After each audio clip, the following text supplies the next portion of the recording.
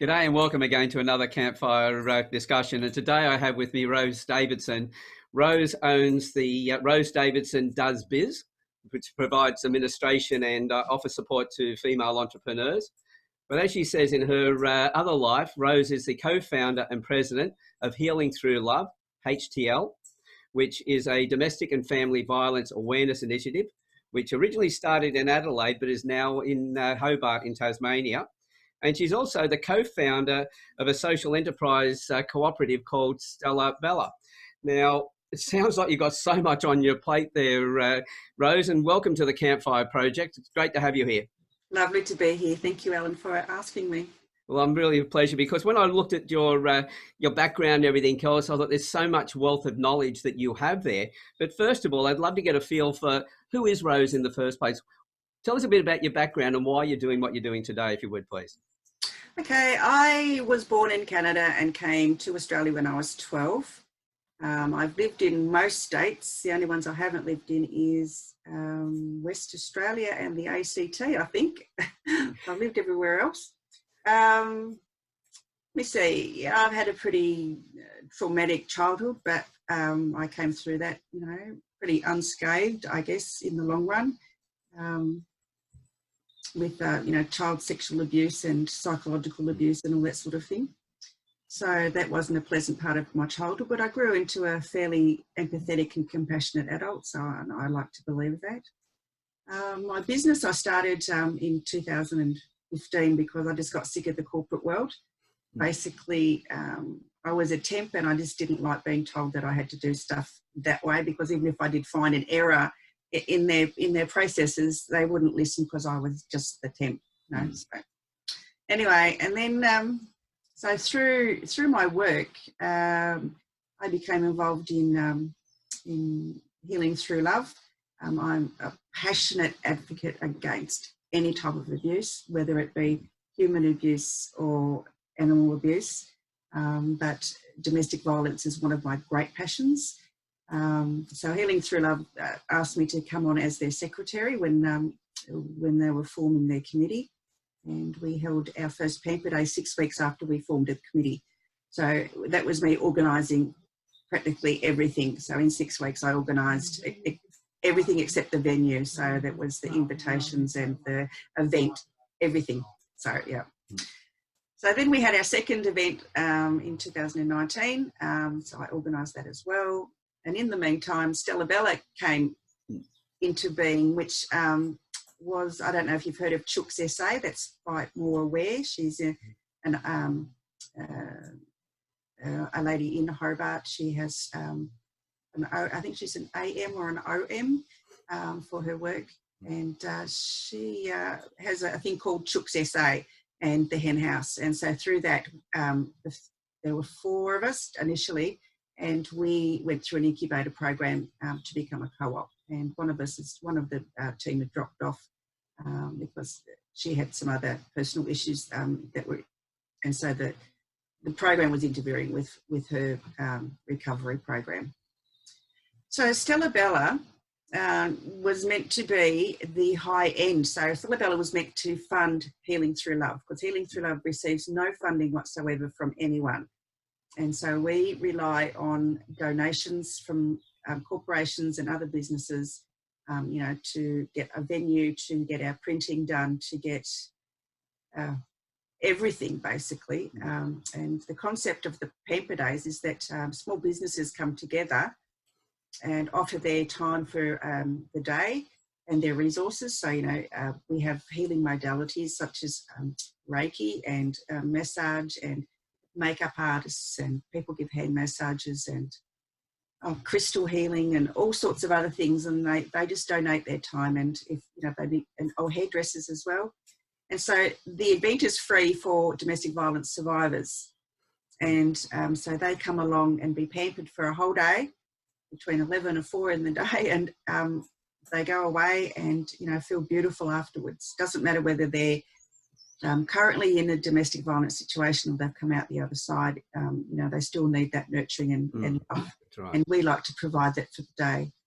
And so that's what the events are for. So Stella Bella was actually formed as a cooperative and we've now changed it to a social enterprise, because being a cooperative was a bit harder because there's only 3 of us and we couldn't get anyone else to come on board because it does take up a lot of time.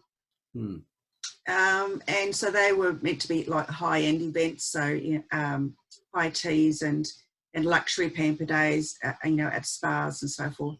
And so some of the funding from that was to go to fund Healing Through Love. But at the moment, that hasn't happened because everyone in our little group is, quite busy with what they're doing. So it's been put on the shelf for the time being, put it that way. Yeah, no, I've looked at a couple of groups. There was one in Newcastle that had a sort of a pampering day for people, and I went along to it and I realised just how much those days really do mean to those people that are in those situations.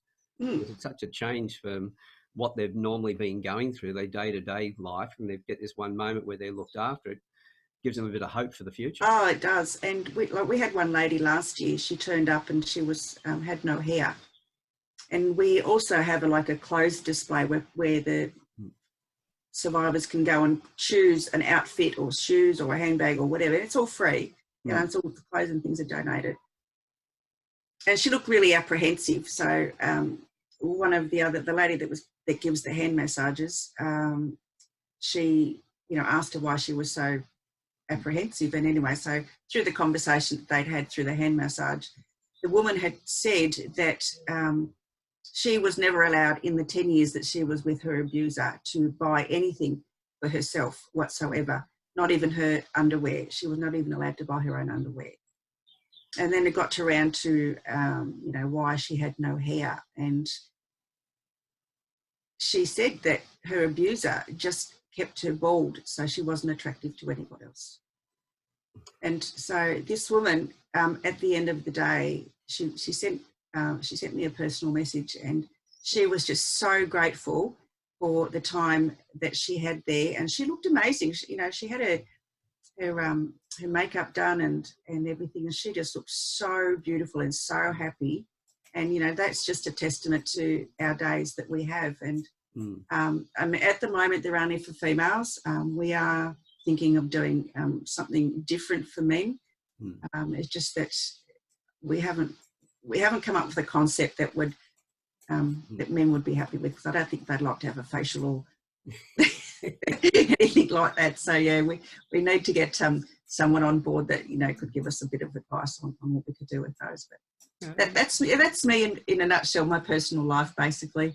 Yeah, but and in my work life, I'm changing focus. I was focusing on admin work because I've been in the business for over 35 years doing admin work for other people, but that's not where my passion lies. I like to be creative. I like making PowerPoint slides, and I like making short videos. And so I'm changing where I'm going. So I'm speaking with a coach this afternoon, and we're going to nut out a few things that to move forward for the year, because I just do believe that 2020 is going to be my year to progress and be all the things that I want to be. Yeah, I'm hoping that with 2020 being, as they talk about vision being 2020, that that's what it's going to be for a lot of people. People looking at things in a different way and realising what they've done in the past has only got them to where they are today. And if they want to get further than that, they've got to do things differently.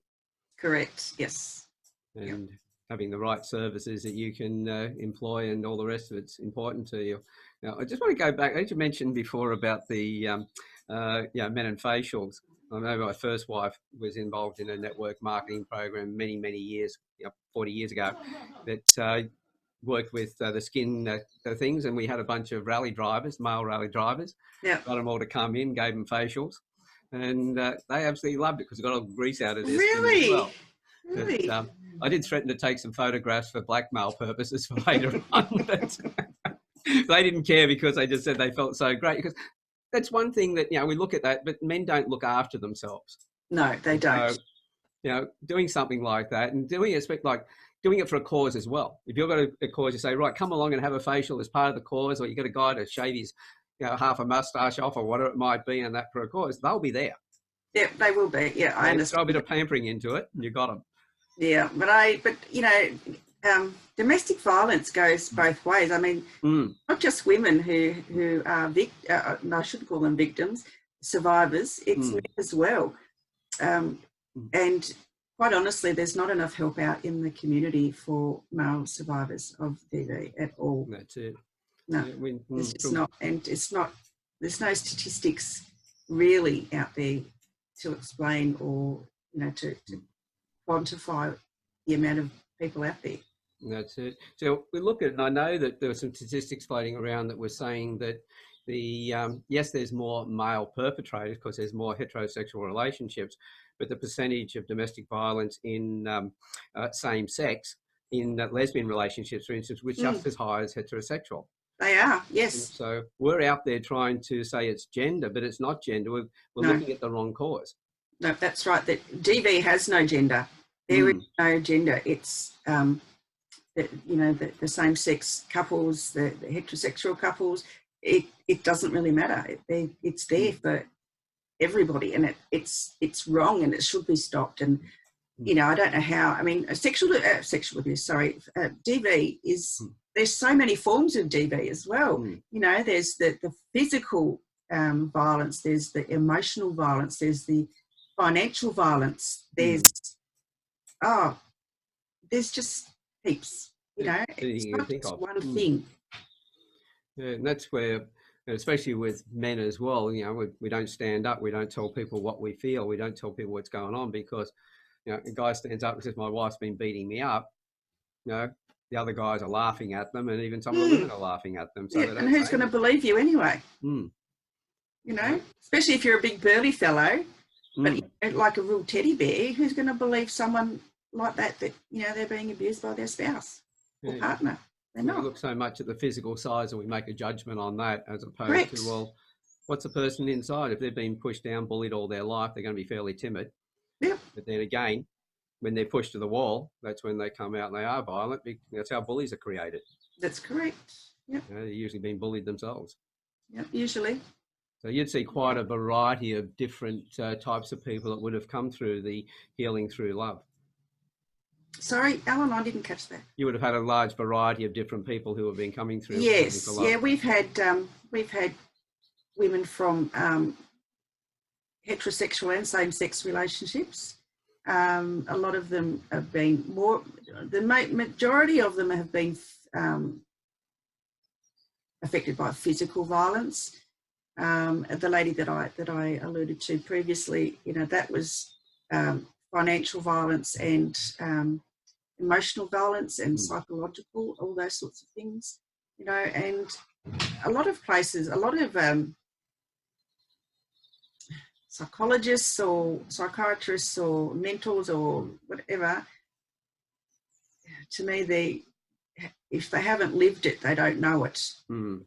They go through the textbook sort of thing, but you know, I think you have to live through it to know how to help somebody. I do believe that. And you know, a lot of people say to me, you know, Rose, with your background, with what you went through as a child, you know, how come you're so nice? And I don't know. I don't know why I'm nice. Maybe it's just my makeup, you know. I mean, I had the opportunity to do other things, but I didn't do them. You know, I could have turned to drugs. I could have turned to prostitution. I could have turned to lots of other things, but I didn't do that.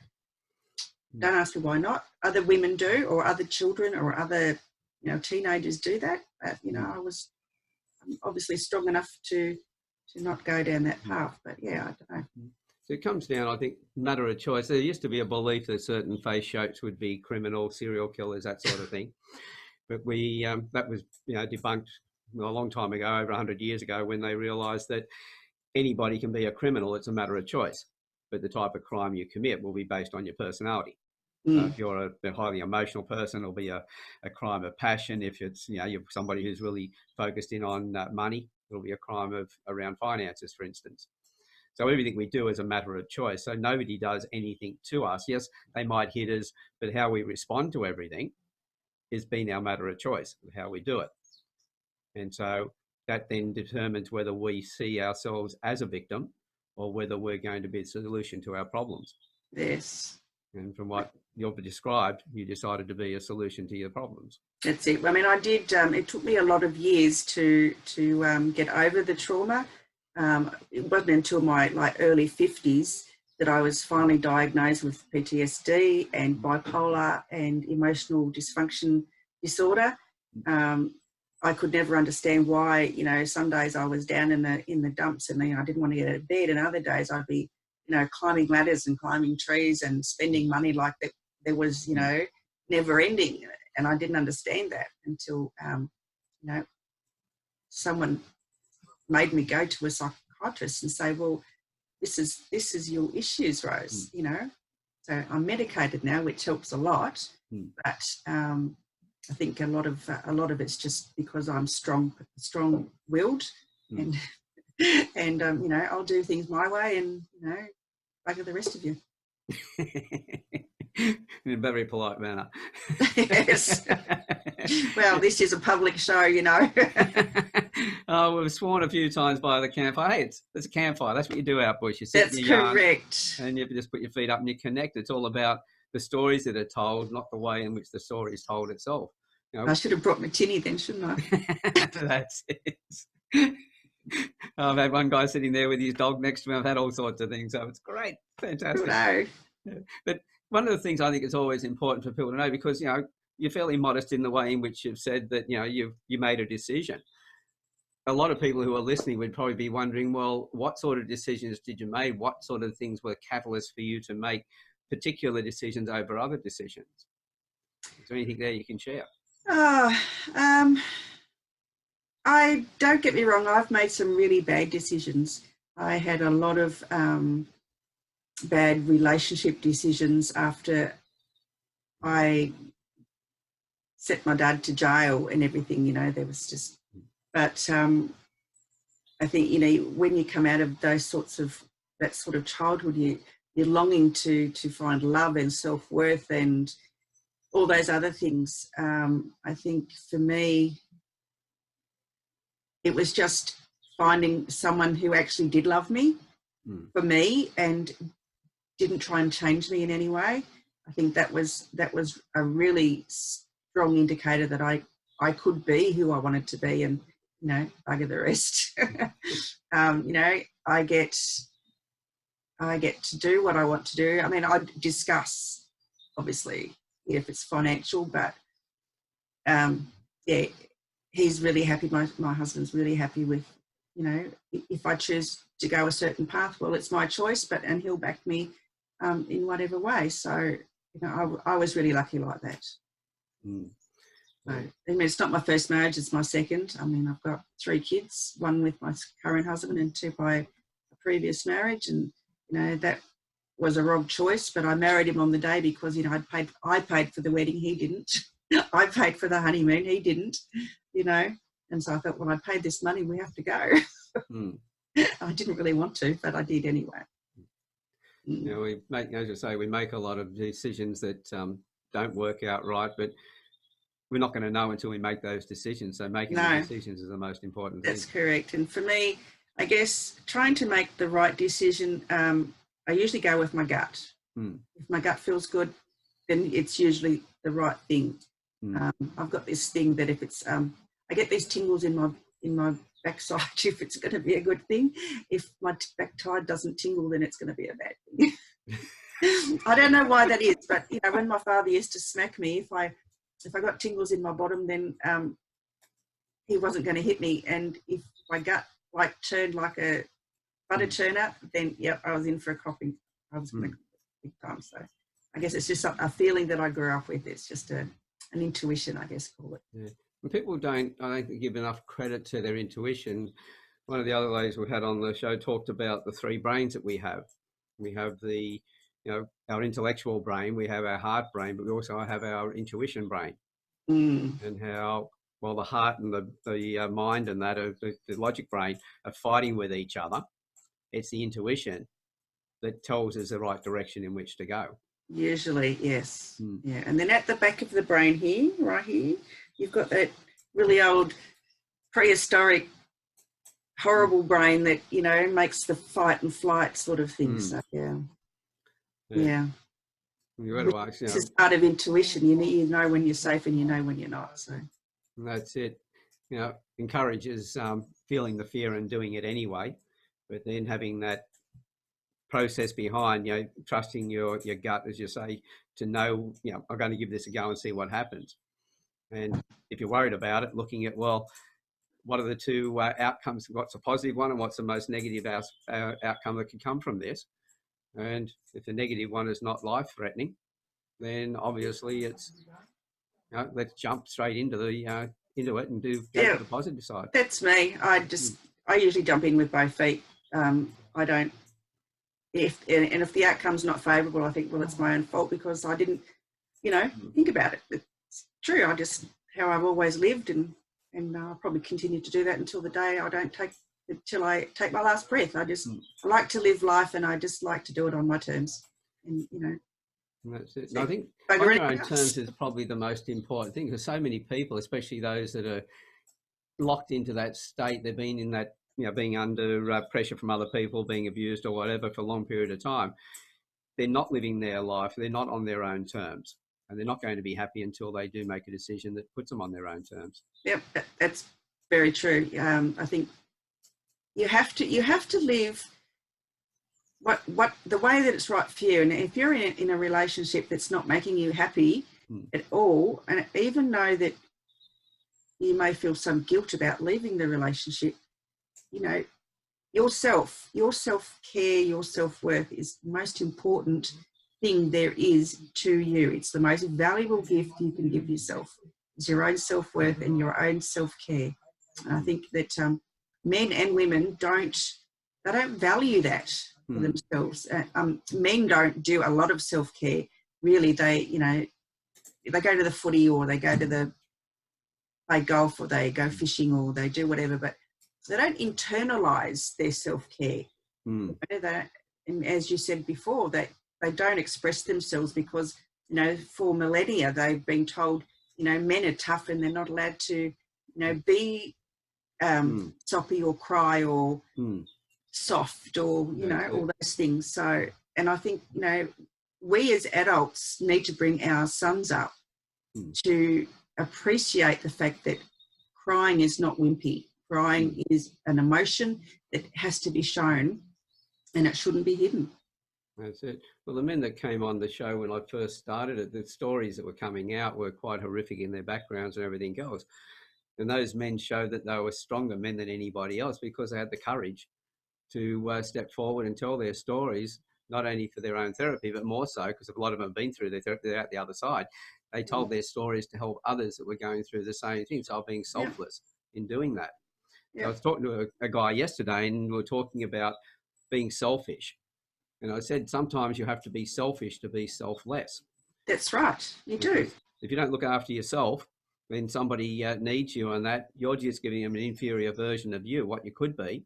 And so therefore you're robbing them in that process. So you've got to be able to pull back, look after yourself so you can be the best you can be if you want to be there to help other people. I agree. Yeah. And I think that's where I learned that along the way. I think a lot of that was just reading magazines, because I had no role models as a child. I brought myself up by watching other people, and I'm a great watcher of people. I go to a party and I'd rather watch people and how they act rather than be amongst it. Because I just watch people to see who's safe and who's not. And I think that's just something I was brought up with. You know who's safe and who isn't. And, being sexually abused as a child and physically abused and psychologically abused, your brain's all just a muddled mess. And, and you don't, as a child, the people that you trusted let you down big time. And so you need to learn on your own, if you have no one to look up to, who to trust and who not to trust. And that took me a long time to work that out, even though it was probably, in my brain. But I just did things because I didn't know any better. Yeah. And it's not a bad thing to stand back and have a bit of a look. I know when I read people's faces, some people are very affable and they just walk in, they're friendly with everybody. That's an upside, but it's also a downside because they can be friendly with the wrong type of people. Yes. Where somebody's got the trait who is more discerning They'll check the people out and work out who's safe to be around. But sometimes because of the desire, because we've sum of all of our experiences, all of our traits together, that if they've been in a situation where they want to be around people, they'll neglect that particular trait and not put it in place, and then they can be around the wrong people. So by being a little bit more discerning is not a bad thing, because it's not about being unfriendly. It's a matter of checking out who's safe to be around, and then you can be just as friendly if with the right people. You have a better life, and it prevents the wrong people from getting advantage over anyone. Yeah, and I have I've got this thing. If I have a 3-second rule. If I don't like someone in 3 seconds, like there's just something about them. I don't know why. It's probably, I don't know if it's a good thing, but if I don't like someone when I first meet them, then I don't like them. And usually my intuition has proven to be correct. Okay. My husband has made friends with people and I said, no, they're not a nice person. And, down the track, he's learned, yes, that I was right in the first place. And I'm an eye person. I love eyes. I tell almost everything. Eyes can't lie. People can lie to your face and stare you in the eye, but there's something about their eyes that puts them away. I don't know what it is, but I'm an eye person. When they talk about communications, words are worth 7%, tone of voice is 38%, and body language is 55%. So one of my favourite sayings, which I created, which a lot of people sort of cringe when I say it, is that words are worth 7% and everything else is the truth. Yes. So if the words don't correlate the non-verbals, the tone of voice, the body language, the expressions on the face, then we'll always go with the non-verbals than we will with the words. Yeah. But some people will go, oh, but I really want to trust them. Well, you got to ask yourself, why do you want to trust them? What is it about you that needs to be close to that person? Yeah. So being a little bit more cautious is not a bad thing. No, it's not. And I think as I said, we need to teach. And we need to teach our children. I mean, some of the things they're teaching children in schools now about safety, I think are a bit over the top. They're not. I don't know. I don't know. I don't like it very much. I think that the no thing and yelling is all very good, but some kids just chuck tantrums and for no reason, and it could be someone that's quite safe is trying to help them and getting this person into trouble. So that's it. I think, as you were saying earlier on, political correctness and other things like that, they came out for a purpose, but quite often they get misused and they cause more problems than they actually prevent. Yes. I mean, it's like our fairy tales and, songs that we do as children. You're not allowed to sing them anymore because they're either racist or they're something or other. I mean, we've grown up with, what do children know about Mary Had a Little Lamb or, Cinderella? Their stories, it entertains them. And then now you can't tell them because, they put stepmothers in a bad light or... you can't have a gollywog anymore because, it's a racist doll. Well, gollywogs have been around for centuries, really. Anyway, that's just my opinion. Yeah. So there's a lot of things like that. And I think we've got to be a little bit more conscious. Your 3-second rule, I think is a brilliant one, because most people, they say within 3 seconds, we've already recognised whether we know the person or not. Are they someone to be safe, that we're safe to be around or not safe to be around? And also that's their facial features, and then the facial expressions tell us their emotions. And so is that of somebody we shouldn't be around? And yes, they're looking angry. Oh my God, I should get out of here. Yeah. If there's someone we know as a friend and they're looking angry, well, something's going on. Maybe we can go and help. And so instead of walking away from them, we come to them. We determine all that in 3 seconds. Now, in business, it's a good rule to have, actually. The 3-second rule is your client or your customer will trust you in 3 seconds.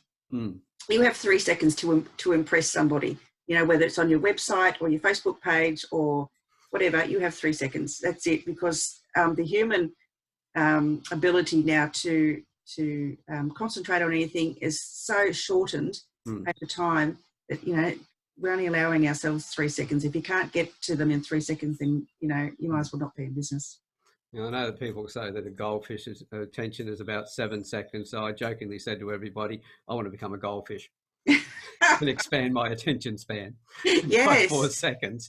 Yeah, it'll be great. But yeah, I mean, 3 seconds really isn't a lot, but our brain is so quick and it processes all that information in such a short time. What was it, 2 million bits of information in a second? But Something on like conscious that, yeah. level, we only process about 134 bits. Yeah, it's not a lot. Massive. We've got 5 senses, internal senses, where we bring stuff in, and we've got the internal dialect, which is the logical thought.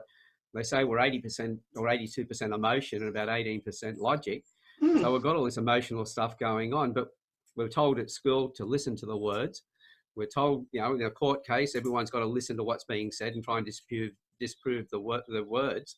But nobody looks at the body language and the expressions, which would tell them then what questions to ask to uncover the words, whether they're correct or not.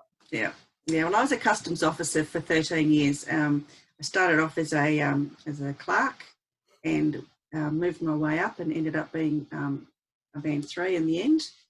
And one of the things that we learned was we had to do, searches at airports and searches of ships and whatever. And body language really was a big factor in whether someone was telling the truth or they weren't, especially at the airports, whether they had something on them or in their bags or whatever. Yeah.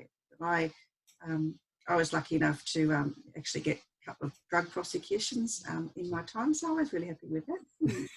Excellent. So your whole approach to life, and whether it be in work or in the other things that you're working with, it's all about doing good. Yes. Great. Yes, I'm for doing that. Yes, I believe that there are plenty of people out there doing good, but they're doing good because they want the kudos for it, not because it comes from their heart. And I believe that good should come from the heart, not from their head. That's it. Well, most of the people that you help, you'll never know about it if you're doing it the right way, because you're just doing what you do. And a lot of those people, especially when we look at things through social media, we're affecting people all the time. We can either be doing it in a positive manner or we can be doing it in a negative manner, and we never get that feedback as to which way it is, unless they want to grumble, then we know about it straight away. Yeah, but they don't grumble. They just talk to you about you behind your back, or whatever. But you'll never know. You're right. It's quite sometimes quite distressing when you've said something in faith and it's been taken out of context.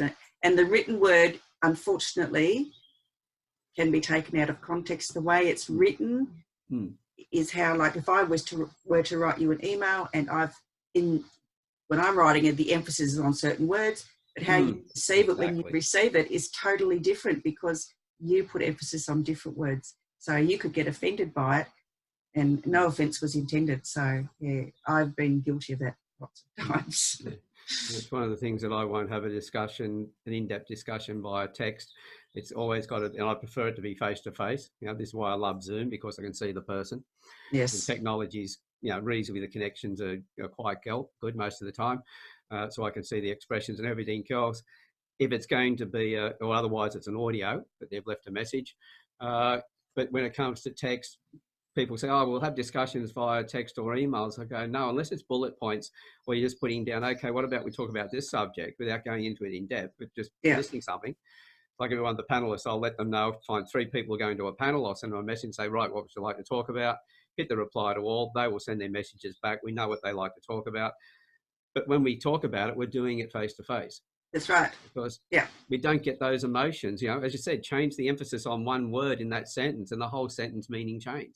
Yeah, or you put a comma in the wrong place. There's a few of those floating around Facebook at the moment, and honestly, if you don't put the comma in the right place, the whole meaning of the sentence is just different. It's totally not what was intended. So we laugh at all those when they're floating around, but at the same time, if we're somebody who receives one of those, we can take it completely the wrong way. Yep. And that causes problems. It does. And I believe in that social media, as much as I love it and embrace social media, because it's part of my job to do that and how I get in contact with people, it has a lot to answer for. It's taken away the personal interaction between people. You don't, like marketing back in the day when we owned a fish and chip shop, it was, all you had to go to somebody physically and network with them. Now you can do it online. You don't need to go to a physical delivered to your door. meeting. No, you can do everything online, and it's I think, as I said, as much as I love social media and technology, it does have a lot to answer for. Yeah, I think especially the way we use it more than anything else. It's I love to have the connection with people. I always say to people, I prefer to use Zoom, and they go, "Oh, but you're going to profile me." I said, "Yes, but then I'm going to see your beauty."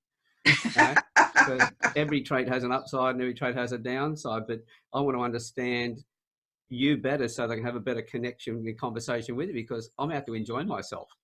Yes. And the best way I enjoy myself is when the person I'm talking to is enjoying themselves as well. Exactly. You're right. Yeah. The more I can understand them, the more I can make that connection with them. I love to have coffees with people, where I can actually sit and actually talk to them. It's great, and you have atmosphere behind you, and there's noise, and there's all sorts of other things. Yeah, it's good.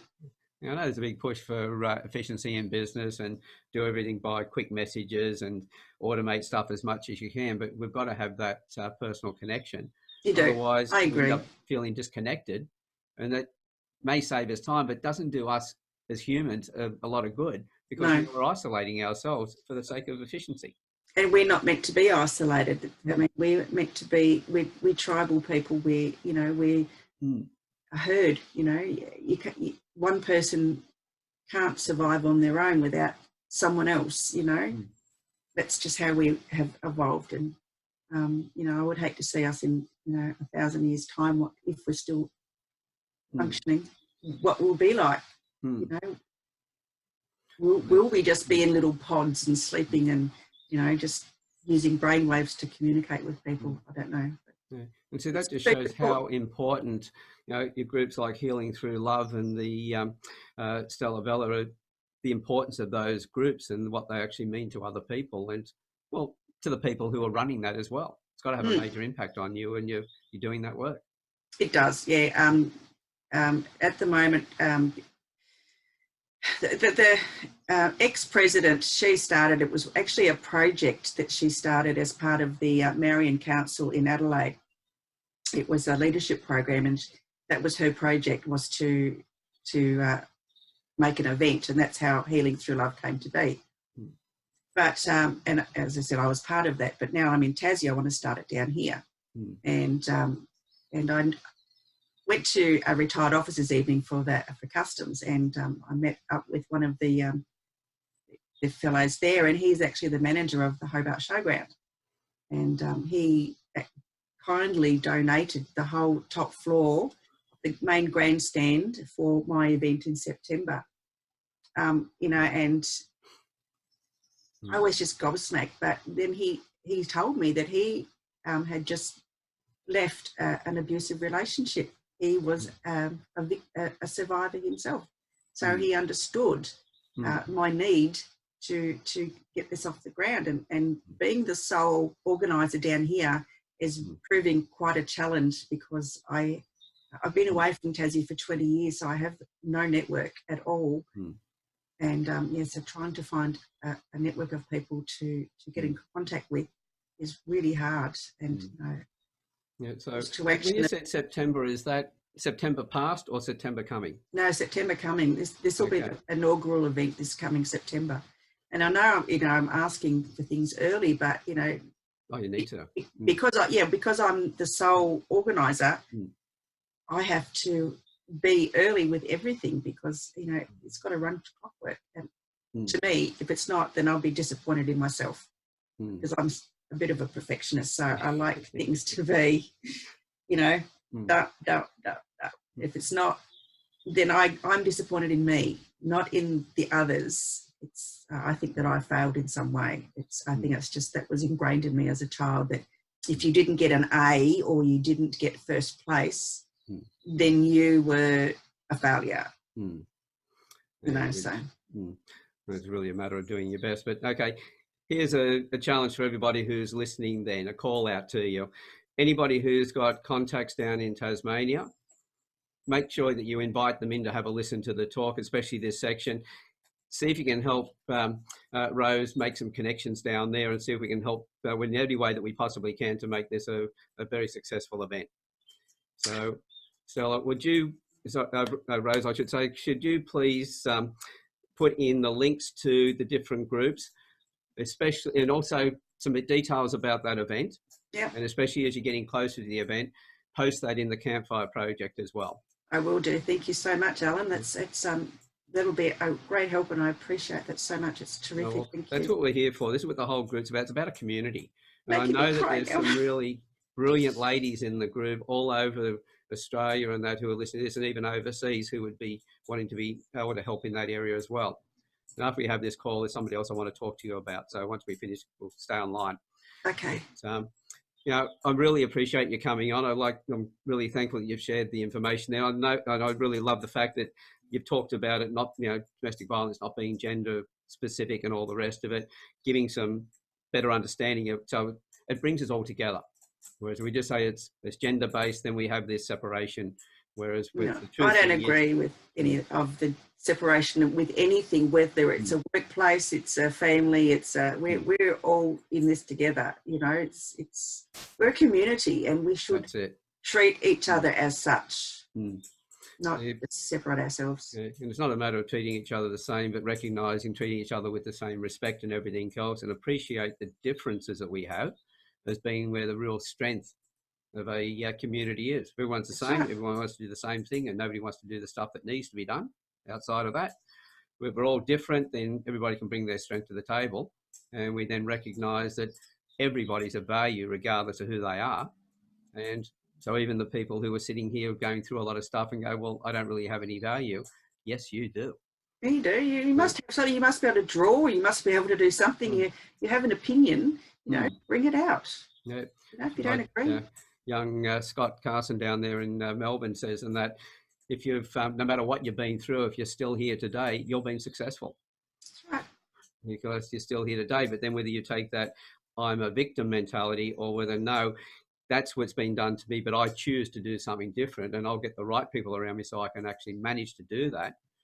That then brings a community together. So the people who have been through a lot of stuff, who are talking from a place of knowing and everything else, they're just waiting to be able to help, which is what you've proven with, you know, healing through love and Stella Bella. Yeah, I had some wise words yesterday. If you take the word me out of, so this happened to me, use the word the instead. So it's the abuse, not my abuse. So don't internalize it. It's just something that happened, and it's that way it becomes something that's external, and you can you know, separate yourself from it. That's right. There should be no. It was wise people words, talk actually. About shame that goes with all of that, and I go, shame's a word that shouldn't exist. Yes, I regret a lot of things that I've done in the past, but I have no shame for anything I've done in the past, because what I did in the past, I did with the best of my knowledge I had at the time. Yes. So there should be no shame. I know things differently, so I'll do things differently now. Yeah. Yeah, I grew up with a lot of shame because of what happened to me, but because it did happen to me, but now I just choose to talk about it's the thing, it's the incident, the whatever, you know. I just grew out of the playing the victim, because I'm not a victim, I'm a bloody survivor, and I'm proud of myself for being a survivor. And that's it. I think, as you said, that changing the wording we use is so important, because it does, as you said, separates it from us. Because if we internalise it, keep it to ourselves, it doesn't belong there. So we're not going to be able to fix it there. No. It's when we put it out there and see it where it actually sits, then we can do something about it. Yep. And this group's really great. I mean, I've been watching some of the shows, and people have some really great things to talk about. And, you know, for them to get on a live program and talk about some of those issues, very brave of them. I would like to, one of my goals or aspirations is to go and speak publicly in schools about child sexual abuse, and you know, teenagers especially, and you know, if they've suffered from abuse as a child, where they can go and how they can become stronger, and don't do the cutting like I did, and don't try the suicide like I did, and don't, because you know, when I tried suicide, people just said I was an attention seeker, when I was actually asking for help, and no one would listen to me, you know. So yeah, I want to tell them that it's okay to feel bad, but you know, go and find somebody who understands and will listen to you, because if no one's listening, it's their issue, it's not yours. Exactly. You know, it's wrong. And there's another call out to everybody in the Campfire, both men and women who are talking in schools or looking at getting into schools. There's strength in numbers. There's also being able to learn from other people's experiences and everything else. So if any of you who are listening to this as well, you know, in that area, working with schools and all the rest, get in touch with Rose as well and see how you can work together. The beautiful part is I had some people, one in Melbourne, for instance, another guy in London, before they even got onto a panel together. They've been listening to each other in the panels and listening to each other's personal stories. And next thing you know, they're doing work together. Oh, wow. That's and creating things around others that are coaching each other.